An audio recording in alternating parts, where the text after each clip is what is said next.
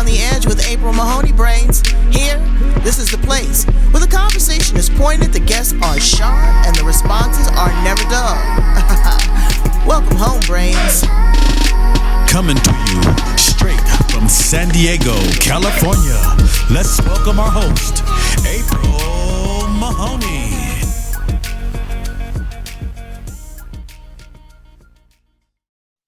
Welcome back, Brains, to On the Edge with April Mahoney. Yes, this is the spot right here. This is the place where the conversation is pointed, the guests are sharp, and the responses are never dull.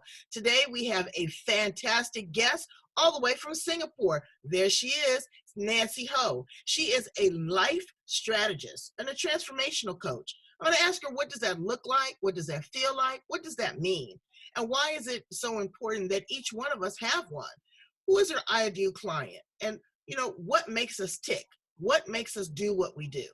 What are the three most common mistakes that people make? And the biggest lesson that she's learned. She's got a great, compelling story. She's going to share that with us right now on the Edge. Hello, Nancy. How are you? Hello there. I'm very well and good. Yeah, good. Well, me and the Brains are excited to have you here all the way from Singapore. You look lovely and radiant. Thank you. So introduce yourself to my Brains. Tell them a little bit about who Nancy Ho actually is. All right. Nancy Ho, born, bred in Singapore. Okay. Of course, been educated abroad and a lot of my training from the UK, from the USA. Now, the one thing that I must say, I've been really blessed that growing up in the 60s, 70s, especially in the 60s, life was difficult, but I came from an above average family. So that's good. So that's why, we could afford to send me to UK for my studies. However, while I'm blessed in a sense of material, I probably don't know how to manage my emotions. I think like a lot of people. So I suffer. Okay, I'll say I suffer from being attached to stuff, being unhappy about things, being emotional, for no right reason, but pretty stuck and don't know why I'm stuck in it. So until I personally have coaches to get me out of my rut. And so therefore, I'm in this conviction that if only we know what went wrong in our life. Now, the right wrong is not necessarily wrong in the sense of doing things correctly, that kind of right wrong, but wrong as how we perceive in our subconscious mind, how we perceive in our thoughts that get our action, get our thinking, our idea, all probably mixed up or conflicted. So that's why today what I'm doing, okay, as a life strategist is to help people not just about fixing their problem, but first to help them to understand the root of their problem so that can help them to disconnect it, and then they're able to move forward in a more positive way. So that's the therapy aspects of it. But in the coaching aspects, I use the three principles, which that's the ultimate psychology: mind, consciousness, thoughts. That's all there is. That's all there is that make us happy or unhappy. All right. But even we are happy about something, we don't have to be attached to it because nothing is permanent in this universe. Let's put it this way. In this world, nothing is permanent. You say mind, consciousness, and thoughts. Okay, Yes. I get the mind part, but in the mind is your consciousness and your thoughts. Identify what is consciousness. A lot of people think that it's just because you are awake, but it's a lot more to that. Define consciousness for us. Sure. I think I would need to define three of it. Okay, the mind is the energy, which is different from the brain. As we know, brain is the organ, the major organ, just like our heart, our lungs, and all that. Okay, but mind is the energy. Thoughts is the idea or information. Now, without the energy called mind, we'll not be able to so-called transmit our thoughts into our physical brain, and hence through that connection, all right, we make sense of something, or we think of an idea and then put into action. Consciousness is our reality. So our reality really comes from the information or the data or the idea. Now, there are thoughts and that's thinking. That's different. Okay. Thoughts are random, meaning you don't even like intentionally or purposely think about it. All right. Thoughts just popped in. We can walk down the street and there are these thoughts that just pop into our head. Okay. We can be sitting there or even we are listening to something and some kind of thoughts. Now, they're just thoughts. No big deal. But people tend to dwell upon those thoughts and then they think that what they dwell upon is their reality. So that becomes their consciousness. But if only we realize that or awaken to that, so we just fall out of the thoughts, get back to our center, then we use this thing called thinking, which is deliberate, like making decisions, solving problems, or planning for something. So all there is, if we understand this mind conscious thought, all right, or rather I like to use the word awaken to it, then we know all that is that we perceive is not our outside world, but rather are just thoughts. And thoughts are random, as I mentioned. Okay, they're So this random. is So what I call how do we manipulate them? How do we adjust them? How do we modify them to make our life and our life journey better? What are the three most common mistakes that people make? the first common mistake, as I mentioned, right? They do not realize is their thoughts. Okay, for example, all right, I walk down the street, okay, and I somebody bump into me, and I go, oh no, how rude is this person? It's not this person. It's my thought about this person that makes me think that he or she is rude. And so therefore, if I think it's the other person or the outside world, then what do I expect? I expect the other person to fix it, so to speak. But if I know that it's just thoughts, now I'm empowered. What do I do with my thoughts? Situational. Sometimes, what is that to do? There are people and there are people. Sometimes, not at this situation or this timing, park it at the back burner.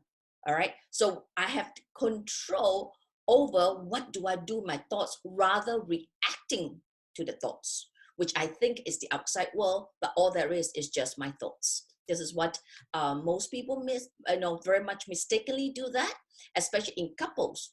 Why they fight or why they have a conflict? They think that their thoughts, right? But they think that it is their partner's doing, but all there is they think that it is their action, not the person. Oh, it's a fine line. It's a fine line. So Fine line. And it's yes, hard for people to be able to differentiate, but you've given us a very clear definition. So again, thoughts are necessarily not thinking brains. You have to put these two in two separate categories and define one and realize how one impacts the others. What is the biggest lesson in your life? What have you oh, learned? okay. This is my biggest lesson Wow. because I had that mistaken or rather the misunderstanding or what I call the outside misunderstanding that when I feel okay certain things, okay, let's talk about feeling bad. So the feel bad is about the external factor. I believe that, okay, which like most people believe that, all right, but it's not. It's just my thoughts about this external thing. So when I realize that, then I don't need to react. I respond instead. Then naturally, I have a control over my emotions. All right. All of our feelings are only coming from thoughts created at this moment. Nothing more, nothing less. It's not about what is outside. It's not about the government, your neighbor, your parents, your partner. It's all about your thoughts about them. So that's the control. So when I was awakened to it, I find I'm in control. Now I know what I can do about my thinking around it. And therefore, I take responsibility and accountability how I want to live my life. So that's how I coach all my clients. All right. Well, that's a lot of heavy lifting because if people could control their thoughts, we wouldn't be in this dilemma that we're in. And so Correct. you are a life strategist. So what you're doing, you're teaching people how to carry on with their life from point A to point B to point Z. What are some basic takeaways that my brains can implement in their life to kind of manage their thoughts and their thinking? So like I said, thoughts are spontaneous. We have no control. And that is the difficult part, because everybody thinks, no, I want to control. I don't want to think about it. It's not you don't want, or you want to think about it. Like I said, thoughts are spontaneous. It just popped in. So when you recognize that, then you don't need to react. Just let it go. The moment the thoughts fall out, you come back to your center. Then you're using the deliberate thinking, as I mentioned, solving problems, or planning something, organizing, or straightening your life. Okay, very subtle but very powerful. So only then of course we look at the person's desire, looks at the person's purpose in life. Very often people want this and that, but is that really what you want? Is that really your life purpose? Okay, so as a life strategist, there are many layers. It's quite complex. Okay, so first, of course, getting the root of their problem, helping them to awaken to the three principles, and then understanding what do they want, and then move them layers by layers. So that's what I do day in, night out, so to speak. Right. Well, this is very insightful and impactful, because previously in your previous career, you were an image consultant, and image is everything. That is the first thing. My mother always taught me, you never have a second chance to make a first impression. And so all this really applies to business or personal, or say that you are an actor or an actress. It is what you perceive, and let me correct that. What is people's perception of you? How do we work on managing that with our image? Right. So of course, a lot of times we look at image as how we look. Sure, that's the first impression. But again, well, I come from the old school. So already we are more particular about how we look. The younger generation, I must say, okay, but now they are more relaxed, a different trend, but some of them really do not even pay attention to how they look. To me, looking right, looking appropriate is all about respect. So again, back to the thinking, you see. So if people are so caught up with the thoughts, they have no control because they're spontaneous, I said it so many times, then they miss the boat of using that deliberate thinking to know how they look their part. And because this whole image thing is not about just the external, but it's also from the inside out. I mean, how we behaved, our tonation, our mannerism, these are all part of the image, but it cannot come from a scripted thing. It's very natural, it's very spontaneous, and it's only when we're in the here and now with that appropriate thinking, then we do things correctly. Otherwise, we are always reacting to the thoughts that pop into our head. And then therefore people become very reactive, and they don't even know that they're doing wrong. They don't even realize they are wrong to start with, especially conflicts in couples. But that's right. And I think it's gotten to a point, unfortunately, where people don't really care anymore. Yes. And that is really disheartening. Because you should care about how you look, how you feel, how you perceive, how you exude. If you make a mistake, to be able to acknowledge that mistake, sit with it, learn from it, and also guide it, manipulate it so you don't make it again. And if you have made a mistake, learn how to apologize, Correct. But Correct. that apology needs to be sincere. There's a lot of times that people will say those empty words. My dear sweet mother is 90 years old. She doesn't apologize. She acknowledges, no, she doesn't. She acknowledges what she does. Okay. And, she does not want to hurt anybody's feelings, but she says the words, I'm sorry, are empty and they're shallow. People use them just to try to cover up, their own misgivings. So again, brains, be very conscious about what you do. You have written a very fascinating book. Do you have a copy of the book there with you? Yeah. That's my book. Okay. Hold it up just a little bit. There it goes. That's Love Reignited. What's in the pages of your book? Tell us a little bit about that.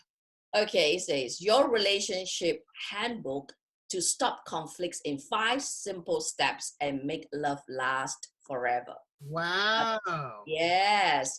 And really, all there is all about, again, back to our thoughts. That's why we cannot manage conflicts. Mm, Now, recognizing the fact to start with, a man will always think like a man, the persona of the man. A woman will always be the persona of woman. But when a person try to change the other, okay, let's say I want to change my partner, all mm, right, to be like me, it's not going to work because he's a man. He thinks a certain way. Similarly, as a woman, I think a certain way. So mm. to start with the respect, to accept the differences, that's very important. And sure, as a part, as two become one, so-called a union, right? We would like to watch over each other. We want the best of each other, but that we don't need to be reactive. It's the reactiveness that actually strain a relationship. So it's always like, my idea against you, your idea against me, and then who is right and who is wrong. And then what was once upon a time so-called connected becomes strained. So people just say, okay, never mind. I just, especially couples that marry children in this part of the world, they stay married because of children, and it's like, okay, but they do their own stuff. All right. So this book is all about, helping them to solve the conflict, help them to solve, seeing things, their communication, uh, that we're just different, and that's okay. Right. And I can Yes. appreciate that, being married to Mr. Magnificent for over 35 years now. Mhm. I have really had to put myself in situations to where I've had to think like a man. And maybe, again, not assume what he's thinking, maybe giving him the benefit of the doubt, uh, wondering what it could feel like to be in his shoes, and vice versa. And I think that's what makes our communication so strong, is that we give ourselves that time, that space to edit and filter our thoughts, our thinking, and switch roles, and really apply that to our life and to our family. And that's what's made it successful. So that's very, very helpful. So you are a striking beauty. Tell us some of the wonderful things that you like to do there in Singapore. Tell us about life in Singapore. Oh, life in Singapore is easy. I really don't get it, right? Whenever Singaporeans that complain, say, okay, I'm not into politics. I'm not into, like, rah rah. I live my life. I pay my taxes. I'm happy. Okay. The one thing that for sure the whole world knows, Singapore is so safe, and the government have made it so. And the opportunities, right? I have done training in some countries that as a woman, I almost take it for granted that we have fair chances. In some country isn't like that at all. Mm, But in Singapore, so long, all right, you do your part and you're brilliant, you can, all the opportunities are there. All right, it's so easy to make money. It's so easy to be healthy because the air is fresh. Okay, right. you just, like, I go to the gym every single morning. It's just literally like 3 minutes away from my house. Okay, walk 3 minutes walk from my house. All right, so Mm, everything is convenient, is easy. Make your money, have a lifestyle, of course, also contribute and help others. All right, it's so easy. I mean, a lot of it's foreigners easy. love to be in Singapore. You We say love it's to come to easy there Singapore. too. So there's a lot of fair opportunities for women, Oh, equal opportunities there for women, yes, just like there is men. Oh, that's beautiful. That's yes, beautiful. yes. It's compulsory education. Mm, So, and it doesn't cost you an arm and leg just to study. In fact, if I still recall, okay, that the primary education is literally free, and secondary, of course, it depends what kind of schools you want to go to, but it right, is difficult. It's just a person's attitude.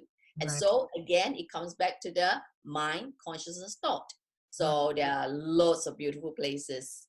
right. Okay, it's small dot, a small red dot. Okay, but it's got everything here. I mean, everything, of course, minus the scenic and all those weather. On the average, is about 33 degrees. Oh, wow. Okay. Yes. That's beautiful. That is beautiful. You've done a lot of training here and, in the United States and other countries. What do you think would be a couple great takeaways for my brains to really think about and process as they go through this process of, figuring out their life and transforming and working with a life coach strategist? Sure. Okay, the one thing that I often make it a point to emphasize, why do we suffer? I mean, generally look at it, right? So even in Singapore, there's nothing to suffer, but people suffer, like I said, even for me, all right, I used to suffer emotionally, mentally, even in the material sense, there's nothing to suffer. And so as a lot of Singaporean too, there's no homeless in Singapore. Do you believe that? There's no homeless in Singapore. Well, Okay. So why people suffer? as long as there is wood to make floors and roofs, there shouldn't be any homeless anywhere. Yes, correct. But then in some countries, Trevor, is like, it's sad. I mean, You know, a it's sad. lot of that is greed and control and manipulation.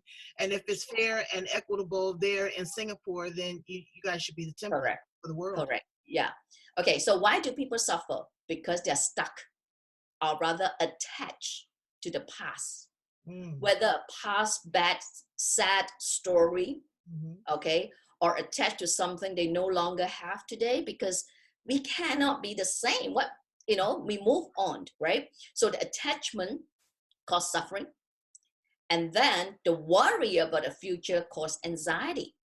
So with this, attachment of the past and the worry about the future, so a person suffer from this anxieties, this nervousness, and bottom line, what is that about?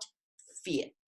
Now, I get that innately, we are built with this mechanism called fear, but that's the rational fear and irrational fear. Okay, caveman days, right? Okay, let's say a lion is approaching. So, the amygdala, okay, get triggered, and then the fear, all right, allows, is actually to save life, right? To allow our blood, so-called, to rush to our limbs to either fight the lion or run away from the lion. And it is the same here also, all right? I mean, in today's context. But when people do not recognize what is real fear, like rational, example, the only natural disaster in Singapore is lightning. There's only one. Lightning, yes, it's true, okay? All right, so of course, I would not go outdoor, all right? I'm talking outdoor as like open field, okay? Open field, okay? When there's lightning, so golfers get struck and die from lightning because they're in this open field, right? But they don't care about such fear, all right? They don't care about such real danger, what I'm trying to say. But they care about the kind of fear like, oh my God, why do you judge me? Or they feel attacked, perceived fear. So with this perceived fear, all right, then your blood, your brain will produce bad chemical. A person becomes sick. A person becomes weakened. So all this again do not allow the person to focus on what's important and relevant. And what I do is detach from the past. Nothing we can do about the future except now. Everything that we do now shapes the future. We can't change future in the future. So therefore, what is there to worry? I mean, even like now, we all know that about the coronavirus, right? So what is there to panic?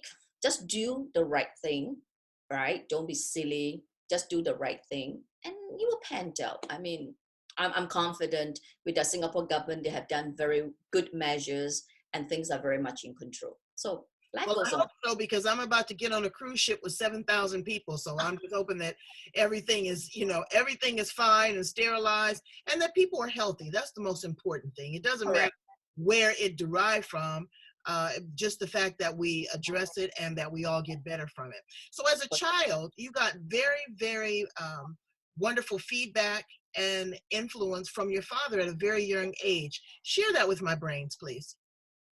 Okay. Technically, it may not look like it's great because I only have my father for 3 years in my life. Okay, he passed away when I was 3 years old. However, when my mom conceived me, for whatever reason, all right, they were in the best relationship. Okay, the best relationship, and there's this connection my dad already had with me. I mean, of course, there's the stories that I was told, okay, that he would come home every night and speak to me as when I'm in my mommy's tummy. And then when I was born, we're just so connected. All right, he believed in this little goal. He believed that I'm going to be a star, I'm going to impact on people, I'm going to do great stuff. Okay, so this 3 years, although it's just only 3 years, I would say that, it's fantastic because it already gave me the most positive programming. So I don't know. So when someone says, this is tough or this difficult, I don't get it. I don't have a sense of it. You know what I mean? So because I have this best program from my dad that believe in me. So naturally I believe in myself.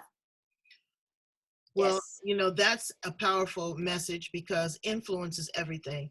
How you Sure. talk to your children, what you pour into them from the womb to the tomb. And Yes. that is so important because they manifest those things. They come into fruition as to who the person is, the totality of who the human being is. Thank you so much, Nancy Ho. You are just a wealth of information. Please tell my brains how to get in contact with you. They want to purchase a copy of the book. If they need a I got to get this all out because it's a big title, a life strategist and transformational coach, and really, or a great conversation. Do you do some online courses as well? Yes, I do online courses, and also I have to work with clients that not necessary that they have to station in Singapore, because I just like now we connect each other via Zoom. So I have got clients literally all over the world, Netherlands, USA, New Zealand, Australia, all over the world. So you can email at nancy@nancyho.net, or of course you can search me on Facebook as Nancy Ho. All right, you recognize this face? All right, so you search, you see Nancy Ho, this face, okay? Or just email nancy@nancyho.net. And my book, you can get it from amazon.com, okay? I know there's a splash. Love Reignited. Okay. Thank All right. you. That is absolutely powerful. Thank you so much for being here on The Edge. Brains, go and check it out. She's got a great YouTube channel as well. I've posted a couple of her videos with some very key information. It only takes a minute to change a thought. And, that's a part of your process is thinking through things. So again, thank you so much for being here on The Edge. Come back and visit us again, or come and visit us in San Diego because you're a world traveler. Thank you very much, April. Thank All you. right. Bye-bye, Pleasure. Brains. Have a Bye. great day.